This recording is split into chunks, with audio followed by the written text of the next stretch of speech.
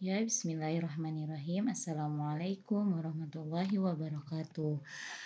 Apa kabar anak-anak semuanya? Selamat pagi semuanya.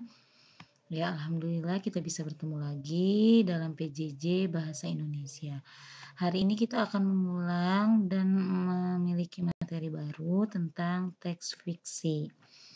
Sebelumnya kita sudah pernah di tema 4 ada judulnya juga teks fiksi ya. Ini lebih secara mendalam kita mengetahui tentang teks fiksi.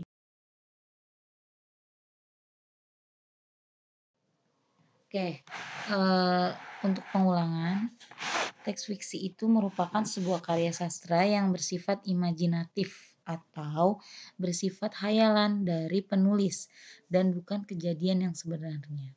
Atau lebih sederhana lagi, teks fiksi atau cerita fiksi merupakan cerita yang tidak benar-benar terjadi.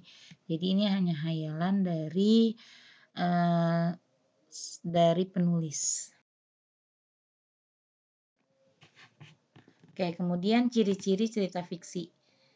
Yang pertama yaitu merupakan cerita rekaan atau cerita hasil dugaan dari penulis atau khayalan dari penulis. Yang kedua, bertujuan untuk menghibur dengan menceritakan suatu peristiwa. Ya, kemudian yang ketiga disajikan dalam alur cerita. Tetap ada alur ceritanya ya, cerita fiksi. Kemudian yang keempat menggunakan bahasa yang komunikatif atau bahasa percakapan, gitu ya. Kemudian menggunakan bahasa tidak baku. Ya, jadi cerita fiksi ini tidak seperti berita ya menggunakan bahasa baku. Jadi cerita fiksi ini ada penggunaan bahasa yang tidak baku juga. Ya, selanjutnya macam-macam teks fiksi atau cerita fiksi. Yang pertama yaitu cerita rakyat. Kita pernah membahas tentang cerita rakyat ini ya. Nah, cerita rakyat ini ada beberapa macamnya. Yang pertama yaitu cerita jenaka. Nah, itu cerita pendek yang menimbulkan senyum atau tawa bagi pembacanya. Contohnya seperti Pak Raden ya. Kemudian yang kedua yaitu mite. Mite itu yaitu cerita pendek atau cerita panjang yang berhubungan dengan kepercayaan pada suatu benda atau peristiwa gaib. Contohnya ini Roro Kidul ya. Kemudian yang ketiga itu fabel. Fabel ini adalah cerita yang tokoh-tokoh di dalam cerita ini merupakan binatang atau hewan. Contohnya si kancil.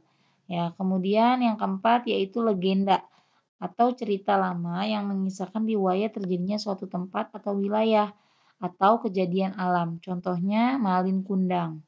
Ya, ini cerita fiksi atau legenda yang berasal dari Sumatera Barat atau Padang ya. Kemudian yaitu sage. Sage itu merupakan cerita lama yang mengandung sejarah. Contohnya Lutung Kasarung.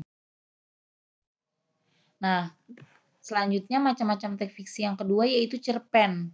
Nah, cerpen itu adalah cerita fiksi pendek ya, berbentuknya itu pendek, memaparkan kisah ataupun cerita tentang kehidupan manusia. Ya.